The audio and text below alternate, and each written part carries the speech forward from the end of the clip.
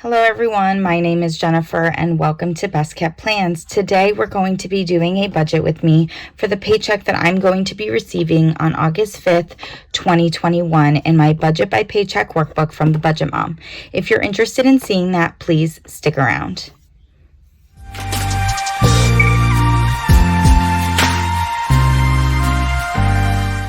So I thought I'd start today's budget with me in the August monthly view in the Budget by Paycheck Workbook. If you guys didn't see my last budget with me, I did let you all know that I decided for the second half of 2021, I'm going to be switching to the printable version of the Budget by Paycheck Workbook.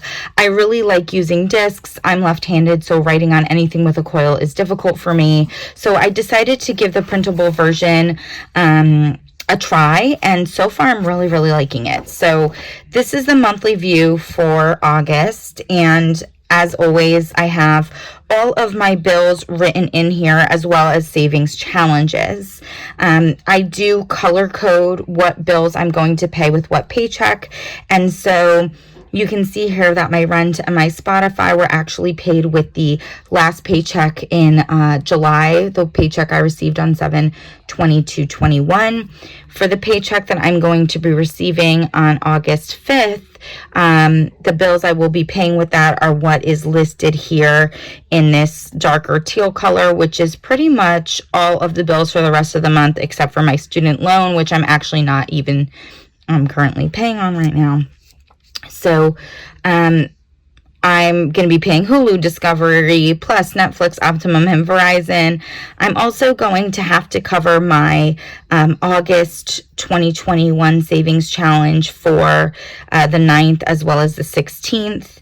And I did actually include a little sticker down here for this month. I don't know. I've been trying to figure out if I want to kind of incorporate stickers in here at all. So if I flip the page, we go right into the paycheck bill tracker for the paycheck I'm going to receive on August 5th. And I am actually going to zoom you guys in so that you can see exactly how I'm going to be budgeting this. So as always, I start in the income section of the paycheck bill tracker, and I always budget a little bit low on my paycheck. I'd rather budget low than budget high.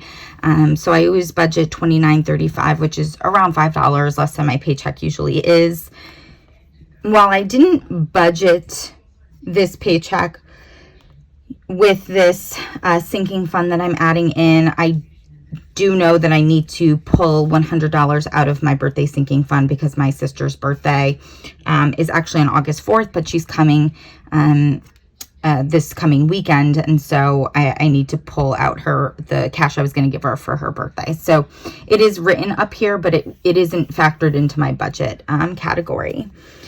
Under the bills section here, you can see all of those bills that I had listed in my monthly view: Hulu, Discovery Plus, Netflix, Optimum, Verizon, and church, which is just my monthly giving to my parish. I do have the due dates written, and I do have my budgeted values. I, again, have a charge to a hotel and then a wedding gift here. I kind of forgot that those things were coming up before my next paycheck, and so I didn't budget them in, but I do have the amounts written in the actual category because I know that those that charge for the hotel and then the gift that I need to give need to come out of this paycheck. So for my bills that I actually budgeted for, they come out to $458. And if I subtract that from the $29.35 of my paycheck, I get $2,477. And that is what I'm going to bring down to the envelope section or the variable expense section of the paycheck bill tracker. I always have the same variable expenses: groceries, eating out, gas, and miscellaneous, and I always have the same values for them.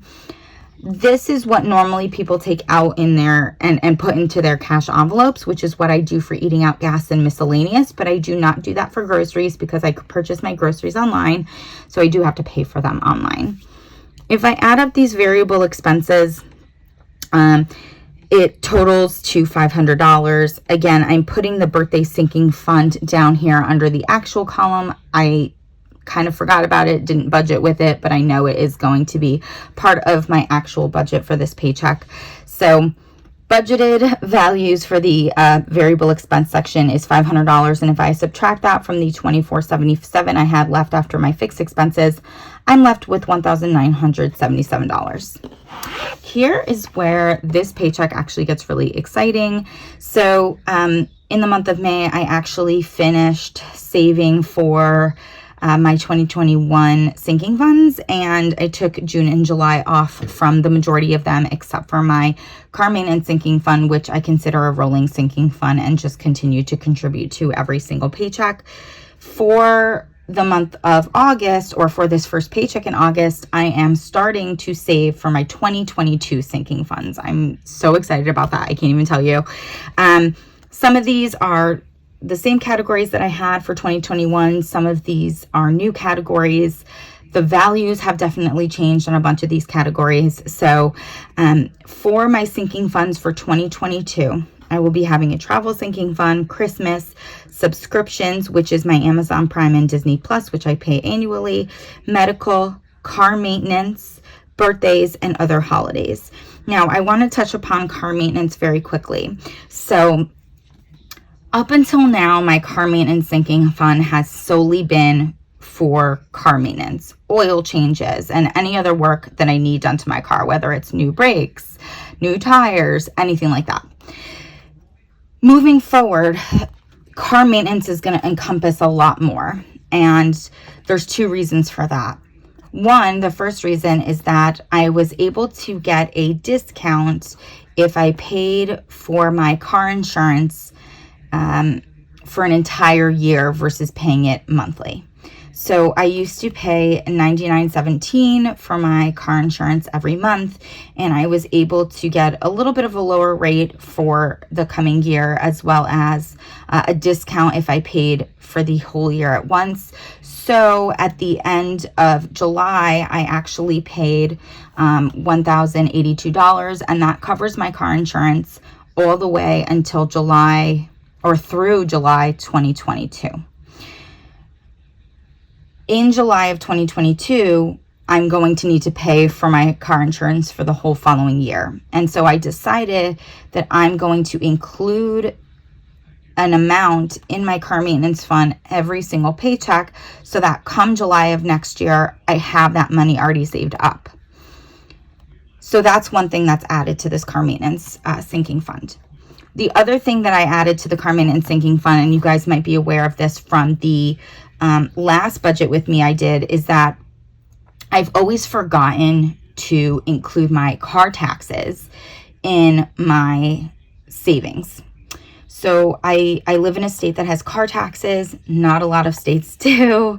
So every year I do need to pay taxes on my vehicle. And you can split that up to pay your taxes in July and January, or you can pay them all at once in July.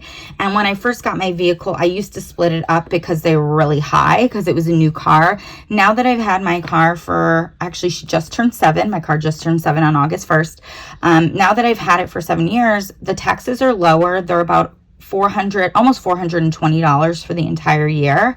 And so I pay them all at once in July now. And I just did that with my last paycheck. But I realized that it makes a heck of a lot more sense to just save for it throughout the year in my car maintenance sinking fund. So this $120 is $100 towards actual maintenance, like oil changes, new tires, brakes, anything else that goes wrong with my car. I believe it's, oh gosh, no.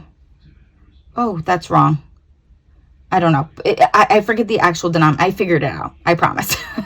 But in this $120, it's going to cover my actual car maintenance. Yeah, no, this makes sense. So $120 is per paycheck. So 50 of that is car maintenance, 50 of that is for my insurance, and 20 of that is for my taxes. So in 1 month, I will have saved 240. And so 100 of that is for actual maintenance, 100 of that is for my car insurance, and then 40 of that is for my taxes. Whew. Okay.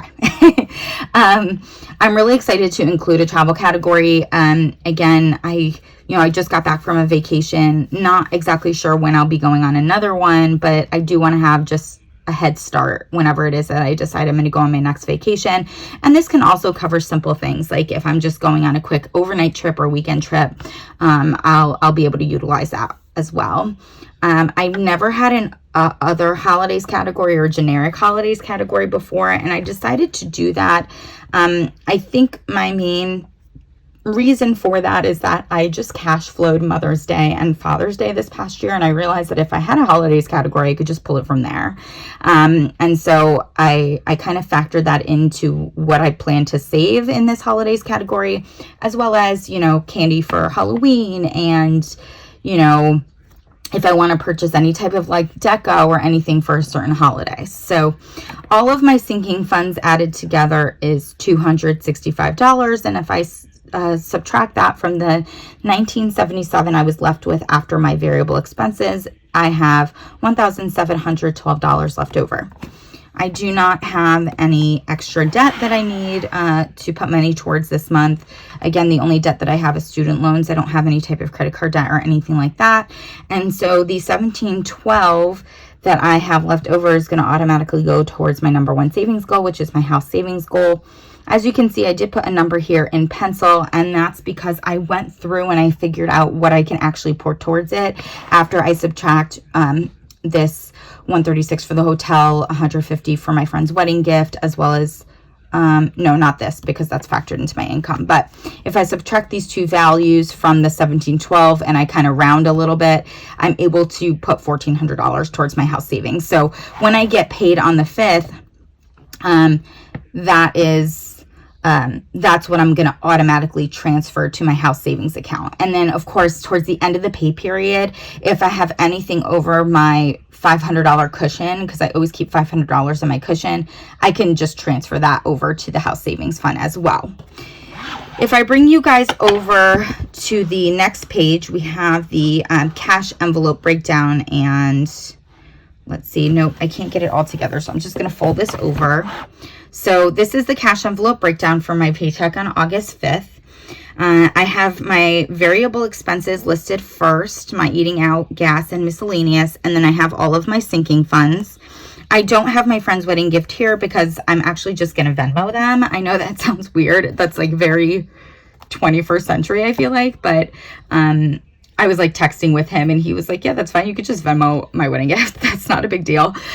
So that's what I'm planning on doing for that. So I generally keep and will keep these values and denominations the same. For eating out, I always do 2 20s and a 10 because, I will stop at Dunkin' for a coffee and it's hard to break a $50 bill there. So I do those smaller bills for that. Gas, I always just do one $50 bill. Miscellaneous, I like doing larger bills for that because I'm less likely to spend them. But the reason why I've been doing this one $100 bill, one $50 bill, 2 20s, and a 10 in the last few months is because of the 2021 savings challenges from the Budget Mom. So as I said, when we were looking at my monthly view, I need to put away $20 for the next 2 Sundays or Mondays before I get paid again for the 2021 saving challenges for August. And so I need 2 $20 bills to do that. So I always pull those out of my miscellaneous spending because that's just the largest value I have, and pulling 20 out of gas, that always makes me nervous. I could certainly pull one of them out of eating out, but again, this is such a large amount. I feel like that's where I'm going to miss at least. So that's why I've been doing this kind of bill combination more recently, and it's been working out with those savings challenges. For travel, I made sure that I picked values that were nice and even. Last year, I did have a lot of like singles included in my values, and it bulks up the envelopes, and I'm lazy and I don't want to do bill exchanges and stuff like that. So I made these numbers nice and even, and I went with the largest denominations I could. So for travel, it's just a $50 bill. For Christmas, it's a 20 and a 5. For subscriptions, it's a $10 bill. For medical, it's a $20 bill. For car maintenance, it's $100 and a 20. And then for birthdays and holidays, it's $20 each.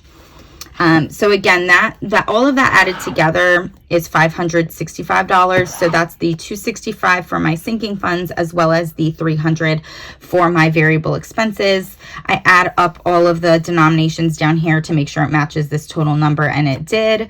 So that's what I'm going to be putting into my variable expense, as well as sinking fund cash envelopes when I get paid on the 5th. Let me try. Oh no, I smacked it, guys. Sorry about that. All right, so now that we're fully zoomed out, that's it for the budget with me for the paycheck I'm going to be receiving on August 5th. Hopefully it wasn't too confusing over here, seeing some things in the actual column and not in the budgeted column. Again, when I had initially filled this out, I kind of forgot that this wedding was happening before my next paycheck, and also kind of forgot about bringing in some of my birthday sinking fund for my sister's birthday. So it is all going to work out in the end, but I'm so happy with being able to start saving for my 2022 savings challenges this month, and I'm really excited for the cash envelope stuffing that you guys will be seeing later on this week. That's going to be really, really exciting because we'll have all new envelopes to put cash in. I also did put together new variable expense cash envelopes as well. So definitely check back later this week for that cash envelope stuffing. That's something that I usually post on Fridays, if all goes well and nothing crazy pops up. But yeah, that's it for today's budget with me. Definitely let me know if you have any questions or suggestions or comments. Put those down below. And as always, be safe. Bye, guys.